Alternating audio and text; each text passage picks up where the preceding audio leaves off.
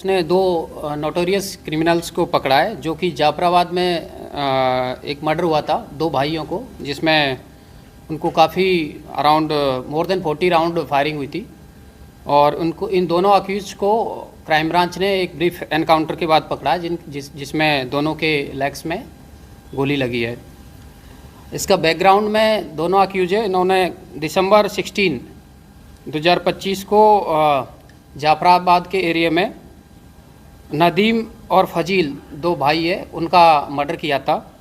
और उसमें काफ़ी ग्रूसम मर्डर था, जिसमें इन्होंने अराउंड 40 से ज़्यादा राउंड फायरिंग की थी। इसको उसके बाद से ये लोग दोनों कहीं छुप गए थे, भाग गए थे, और हमारी टीम इसमें तभी से काम कर रही थी, क्राइम ब्रांच की। इसमें हमारी जो टीम है उसमें उसका लीड कर रहे थे ACP नरेंद्र बेनीवाल जी, और इनके inspector Sunil Kundu, SI Gunjan, ASI Satyendra, SC Rajiv, SC Prince, SC Mohit, SC Vikas. तो टीम काफ़ी टाइम से मैनुअल टेक्निकल सर्विलेंस के बेसिस पे काम कर रही थी। इसी बीच अभी हमें इन्फॉर्मेशन मिली कि रात में 8 तारीख की रात में एक्यूज जो कि बीच बीच में दिल्ली NCR में मूव कर रहे हैं, अपनी हाइड आउट चेंज कर रहे हैं, आएंगे और पेपर मार्केट गाजीपुर के एरिया में।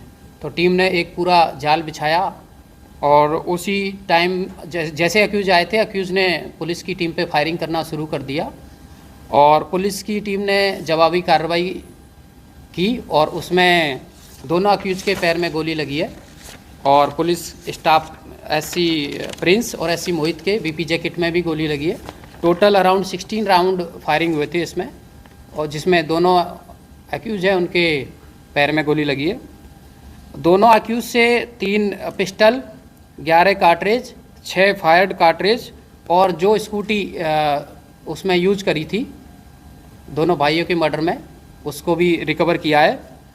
दोनों एक्यूज में पहला एक्यूज है असद अमीन, जो कि पहले भी 5 से 6 मुकदमों में पहले भी इन्वॉल्व रहा है, जिनमें अभी लेटेस्ट 2025 में अटेम्प्ट टू मर्डर का मुकदमा रहा है, जिसमें फायरिंग करी थी इसने।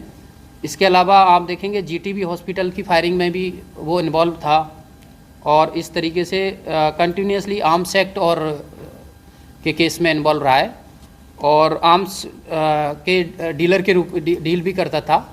इसी तरीके से मोहम्मद दानिश है दूसरा जो अक्यूज है, वो भी जाफराबाद का ही रहने वाला है, और वो भी काफ़ी टाइम से क्रिमिनल बैकग्राउंड है उसका भी। जैसे उसकी 2000 पहले पुरानी भी FIR है 2016 में।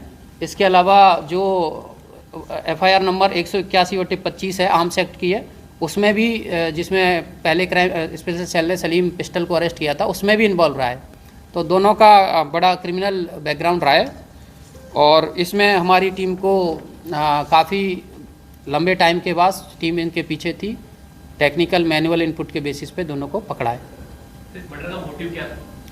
देखिए, जो अभी तक इन्वेस्टिगेशन में जो अभी तक पता चला है, इसमें जो डीजीजे विक्टिम है उसका कहीं ना कहीं आर्म सप्लाई से लिंक था, और उसके बाद जो एक्यूज है उसका भी कहीं ना कहीं जो एक्यूज दानिश है, स्पेशली मोहम्मद दानिश, वो भी कहीं ना कहीं आर्म सप्लाई में इन्वॉल्व रहा है और सलीम पिस्टल से लिंक्ड है।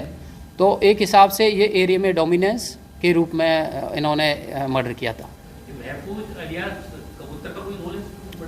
देखिए, अभी वो इन्वेस्टिगेशन का पार्ट है, अभी 2 अक्यूज दोनों को पकड़ा है, क्योंकि ये पहली ही अरेस्ट है दोनों को।